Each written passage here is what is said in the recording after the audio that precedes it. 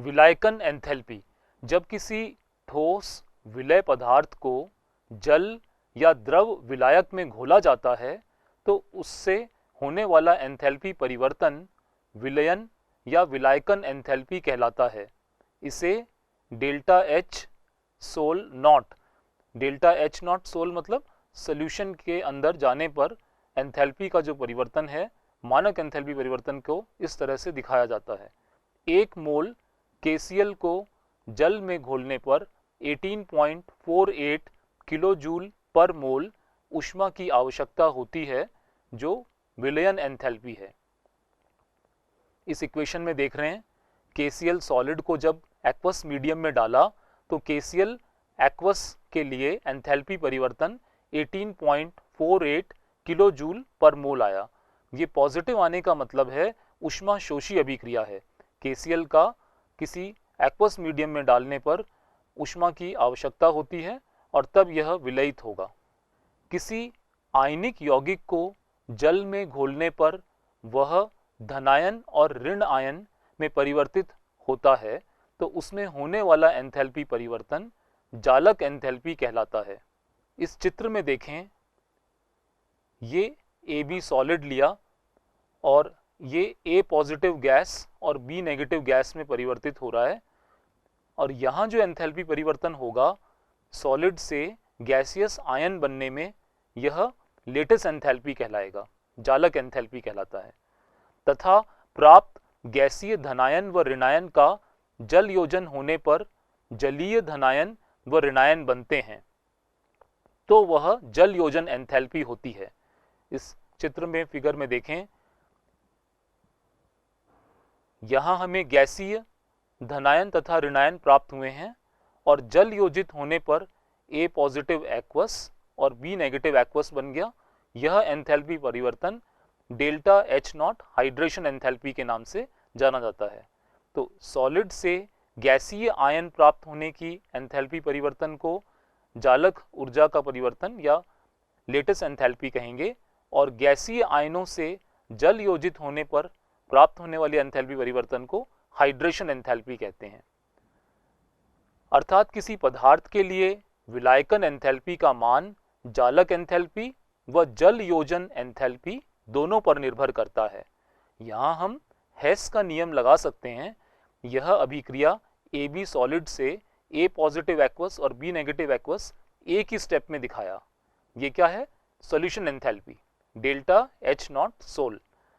और यहाँ हमने 2 स्टेप में दिखाया, जहाँ पहले स्टेप में AB सॉलिड से A प्लस गैस और B नेगेटिव गैस बन रहा है, ये जालक ऊर्जा लेटिस एंथैल्पी हुई, और गैस से जब ये एक्वस मीडियम में आएंगे तब ये हाइड्रेशन एंथैल्पी होगी। तो यही अभिक्रिया एक पद में और यही अभिक्रिया 2 पद के द्वारा हो रही है। इनके एंथैल्पी परिवर्तन का मान समान होगा, अतः इसे delta H sol is equal to delta H lattice plus delta H hydration enthalpy के द्वारा दिखा सकते हैं। तो यहाँ सॉल्यूशन की एंथैल्पी जालक ऊर्जा और हाइड्रेशन एंथैल्पी दोनों का योग है। विलयन enthalpy delta H naught sol positive या नेगेटिव हो सकती है। जैसे हमने KCl के केस में देखा, वहां delta H naught sol positive था, परंतु अधिकांश अभिक्रियाओं में डेल्टा H नॉट सोल का मान पॉजिटिव होता है, जिससे ताप बढ़ने पर विलेयता बढ़ जाती है। जिन कंपाउंड्स के लिए सॉल्यूशन एंथैल्पी पॉजिटिव होगी, उनमें अगर हम तापमान बढ़ाएंगे तो विलेयता बढ़ती जाएगी। तथा किसी आयनिक यौगिक के लिए जालक एंथैल्पी का मान बहुत अधिक है तो उसे द्रव विलायक में घोला नहीं जा सकता। इसलिए धातु के फ्लोराइड क्लोराइड की तुलना में कम विलय होते हैं, क्योंकि फ्लोराइड का आयन का साइज छोटा है, अतः लेटिस एंथैल्पी अधिक है।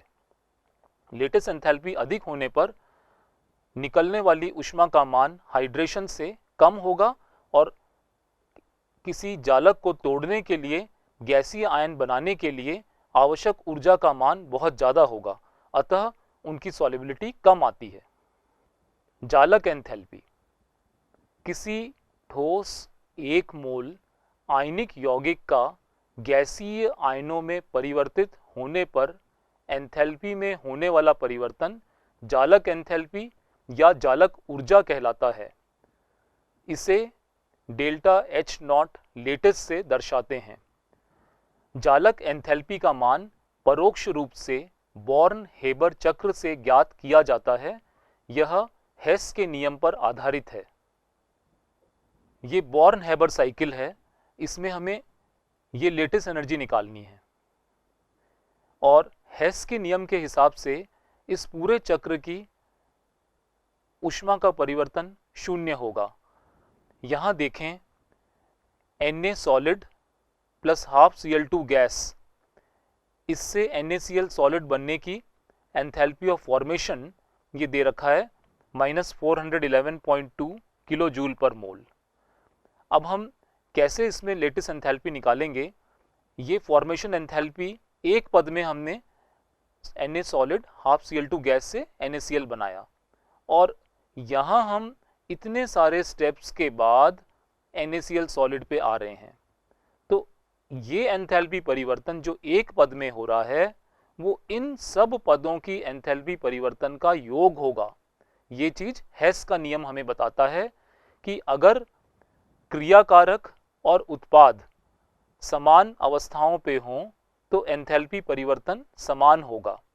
यहाँ हम एक पद में अभिक्रिया करा रहे हैं और यहाँ कई सारे पदों में अभिक्रिया करा रहे हैं। एक पद में होने वाली अभिक्रिया का एंथैल्पी परिवर्तन इतने सारे पदों में होने वाली अभिक्रियाओं के एंथैल्पी परिवर्तन का ही योग होगा, दोनों समान होंगे। यहाँ देखें, ये Na सॉलिड को पहले हमने क्या किया? Na गैस में परिवर्तित किया। ये कहलाती है सॉलिड से directly gas enthalpy of sublimation और इसे हमने डेल्टा एच नॉट सब के द्वारा दिखाया हुआ है। जब एक मोल सॉलिड से एक मोल गैस डायरेक्टली बन रहा हो और उस अभिक्रिया में जो एंथैल्पी परिवर्तन होगा वो एंथैल्पी ऑफ सब्लिमेशन कहलाएगा। ये +108.4 ऊष्मा शोषी अभिक्रिया है। फिर दूसरे पद में हमने क्या किया? ये सोडियम गैस से Na+ आयन बनाया, अर्थात उसके बाहरतम कोश का एक इलेक्ट्रॉन निकाला। हम पढ़ चुके हैं, इसे आयोनाइजेशन एंथैल्पी कहते हैं और ये जो टर्म है आयोनाइजेशन एंथैल्पी वो थर्मोडायनेमिक्स के द्वारा ही दी गई है। पहले इसे आयोनाइजेशन पोटेंशियल कहा जाता था, लेकिन थर्मोडायनेमिक्स में यह टर्म दी गई आयोनाइजेशन एंथैल्पी। यहाँ देखें, इसे डेल्टा एच नॉट आई के द्वारा प्रदर्शित करते हैं या डेल्टा एच नॉट आयन लिखा। ये आयोनाइजेशन एंथैल्पी, ये भी एंडोथर्मिक रिएक्शन है।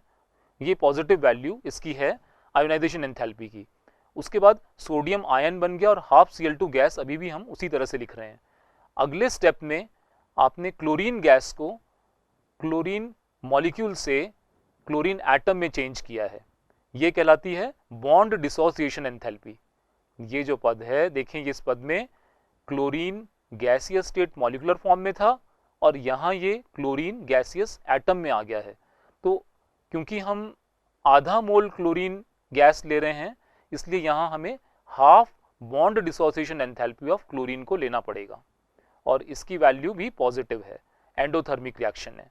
यहाँ दिखाया हमने, ये बॉन्ड डिसोसिएशन एंथैल्पी हाफ ले लिया है क्योंकि हमने हाफ मोल क्लोरीन से शुरू किया और एक क्लोरीन परमाणु प्राप्त किया। अब इसके बाद देखें, क्लोरीन में जब हम इलेक्ट्रॉन जो सोडियम से निकाला था वो इलेक्ट्रॉन यहाँ Cl को देते हैं तो इलेक्ट्रॉन गेन एंथैल्पी, ये जो स्टेप है ये इलेक्ट्रॉन गेन एंथैल्पी है। क्लोरीन के न्यूट्रल गैसीय परमाणु में बृहत्तम कोश में इलेक्ट्रॉन को जोड़ने पर जो ऊष्मा का परिवर्तन होता है उसे इलेक्ट्रॉन गेन एंथैल्पी। अब ये टर्म भी थर्मोडायनेमिक्स से दी गई है, इलेक्ट्रॉन गेन एंथैल्पी। पहले इसे इलेक्ट्रॉन लब्धि या इलेक्ट्रॉन एफिनिटी कहा जाता था और ये नेगेटिव आने का मतलब है ये एक्सोथर्मिक रिएक्शन है, इलेक्ट्रॉन जोड़ने पर इतनी ऊष्मा मुक्त हो रही है। अब हमारे पास दोनों गैसीय आयन प्राप्त हो गए, Na+ गैस और Cl- गैस। है ना। अब ये जो रिएक्शन होके और NaCl सॉलिड बन रहा है, इस अभिक्रिया का एंथैल्पी परिवर्तन लेटेस्ट एंथैल्पी कहलाएगा। इस तरह से इस एक स्टेप का एंथैल्पी परिवर्तन इन सारे स्टेप के एंथैल्पी परिवर्तन के योग के बराबर होगा। तो इस तरह से delta H F naught is equal to ये सब्लिमेशन एंथैल्पी ये रहा, फिर उसके बाद नेक्स्ट आयोनाइजेशन एंथैल्पी ये, फिर हाफ बॉन्ड डिसोसिएशन एंथैल्पी, फिर इलेक्ट्रॉन गेन एंथैल्पी, और ये लेटेस्ट एंथैल्पी यहां पर आ गया। अब इस चक्र के द्वारा यदि हमें बाकी सारी एंथैल्पी परिवर्तनों के बारे में ज्ञात हो तो हम लेटेस्ट एंथैल्पी ज्ञात कर सकते हैं। तो इस तरह से जैसे मैथ्स में हम इक्वेशन को सॉल्व करते हैं, इस लेटेस्ट एंथैल्पी को हम निकाल सकते हैं। ये लेटेस्ट एंथैल्पी यहीं रखिए और एंथैल्पी ऑफ फॉर्मेशन में से ये सारी एंथैल्पीज को घटा दीजिए, इनको सबको लेफ्ट साइड ले जाएंगे तो साइन चेंज हो जाएगा, और इस तरह से फॉर्मेशन एंथैल्पी में से इनको घटाने पर लेटेस्ट एंथैल्पी प्राप्त होगी। अब पढ़ते हैं स्वतः प्रक्रम। किसी निकाय द्वारा वह प्रक्रम जिसमें बिना किसी बाह्य साधन के वह प्रकरण स्वतः संपन्न होता है तो उसे स्वतः प्रक्रम कहते हैं। जैसे किसी गर्म पिंड से ताप का प्रवाह निम्न ताप पिंड की ओर, किसी गैस में उच्च दाब से निम्न दाब की ओर, जल का प्रवाह ऊपर से नीचे की ओर, तथा सभी प्राकृतिक प्रकरण स्वतः प्रक्रम होते हैं। इन पर यांत्रिक कार्य कर उत्क्रमित किया जा सकता है। स्वतः प्रक्रम की दिशा इस प्रकार होती है कि वह साम्यावस्था की ओर अग्रसर हो तथा उत्क्रमणीय प्रक्रम द्वारा अधिकतम कार्य हो। हम देखते हैं कि कोई भी रिएक्शन एक दिशा में तो स्वतः चल रही है, लेकिन उसे विपरीत दिशा में लाने के लिए बाहरी एजेंसी के द्वारा कुछ ना कुछ अप्लाई करके, टेम्परेचर, प्रेशर या कोई ना कोई चेंज अप्लाई करके ही हम उसे विपरीत दिशा में ला सकते हैं। तो किस दिशा में क्या प्रेरक बल होगा किसी अभिक्रिया को एक दिशा में स्वतः चलाने के लिए, उसके बारे में हम देखेंगे। जिस तरह से अपन देखते हैं कि जल ऊपर से नीचे की ओर गिरता है, पहाड़ी से पत्थर भी ऊपर से नीचे की ओर गिरते हैं, उससे हमें ऐसा लगता है ना कि पोटेंशियल एनर्जी जब कम हो रही है उस दिशा में स्वतः प्रक्रम हो रहा है। उसी तर्ज पे हम रासायनिक अभिक्रियाओं के लिए भी ये सोच सकते हैं, जिन अभिक्रियाओं में ऊष्मा निकल रही है अर्थात उनकी ऊर्जा कम हो रही है, वो अभिक्रियाएं स्वतः प्रेरित होंगी। तो इस प्रकार एंथैल्पी का कम होना अभिक्रिया के स्वतः प्रक्रम के लिए सहायक होगा, ऐसा हम सोच सकते हैं। इन अभिक्रियाओं को देखें, यहाँ पे हाइड्रोजन और क्लोरीन से HCl का बनना, इसमें एंथैल्पी परिवर्तन नेगेटिव मतलब एक्सोथर्मिक ऊष्माक्षेपी अभिक्रिया है, जहां उत्पाद की ऊर्जा कम हो रही है। इसी तरह से हाइड्रोजन और ऑक्सीजन से जल बनने की अभिक्रिया, इसमें भी एंथैल्पी परिवर्तन नेगेटिव मतलब एक्सोथर्मिक है। ये दोनों अभिक्रियाएं स्वतः प्रक्रम के रूप में पाई गई हैं। तो इससे ये लगता है कि जहां एंथैल्पी परिवर्तन नेगेटिव हो, जो एक्सोथर्मिक रिएक्शंस हैं वो स्पॉन्टेनियस होंगी, वो अपने आप हो रही होंगी। लेकिन नहीं, ऐसा हमने कई अभिक्रियाएं दूसरी पढ़ी जिनमें ये देखा जो एंडोथर्मिक होते हुए भी स्वतः उत्प्रेरित हो रही हैं, स्वतः प्रक्रम के द्वारा हो रही हैं, स्पॉन्टेनियसली हो रही हैं। जैसे नीचे वाली दो अभिक्रियाएं देखें, नाइट्रोजन और ऑक्सीजन से NO2 का बनना, ये reaction delta H not positive है। एंडोथर्मिक होते हुए भी, ऊष्मा शोषी होते हुए भी यह अभिक्रिया स्वतः प्रेरित हो रही है। इसी तरह से कार्बन ग्रेफाइट प्लस सल्फर के द्वारा कार्बन सल्फाइड का बनना भी एक ऊष्मा शोषी अभिक्रिया है और यह स्वतः हो रही है। इससे ये पता लगता है कि केवल एंथैल्पी का कम होना किसी दिशा की तरफ अभिक्रिया का स्वतः होने को प्रेरित नहीं करता, कोई अन्य क्वांटिटी भी है जिसके द्वारा हम स्वतः प्रक्रम को ज्ञात कर पाएंगे।